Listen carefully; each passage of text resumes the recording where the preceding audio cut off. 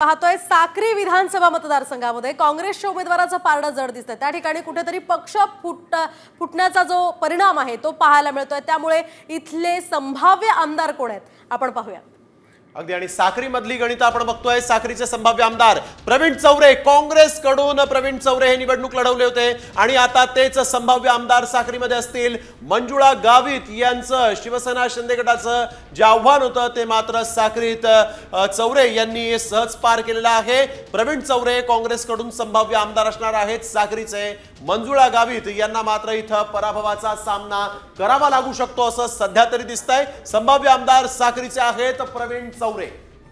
अगदीच पक्षफुटीचा हा परिणाम असल्याचं बोललं जात आहे आणि एकूणच त्या ठिकाणी प्रवीण चौरे हेच का संभाव्य आमदार असू शकतात त्याची कारणं जाणून घेऊयात आमचे प्रतिनिधी जगदीश शिंदे यांच्याकडून।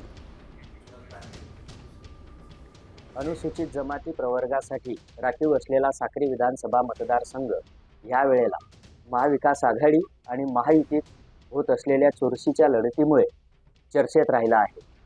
एकूण 18 उमेदवार विधानसभा आमदार होण्याची स्वप्न पाहत असली तरी कोणीतरी एक उमेदवार यातून विजयी होणार एवढे मात्र नक्की आहे। अशा परिस्थितीत विद्यमान आमदार तथा महायुतीच्या शिंदे गटाच्या उमेदवार सौ मंजुळा गावित यांनी आपली प्रतिष्ठा पणाला लावलेली आहे।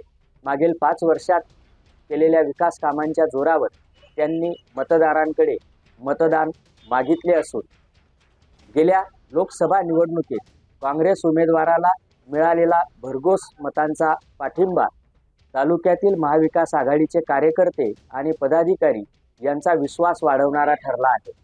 अशा परिस्थितीत प्रमुख लढत ही काँग्रेस आणि शिवसेना शिंदे गट यांच्यात होत असली तरी भाजपाचे बंडखोर अपक्ष उमेदवार मोहन सूर्यवंशी यांनी या लढतीमध्ये चुरस वाढवलेली आहे।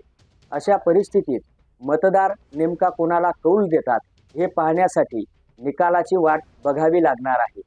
तर दुसरीकडे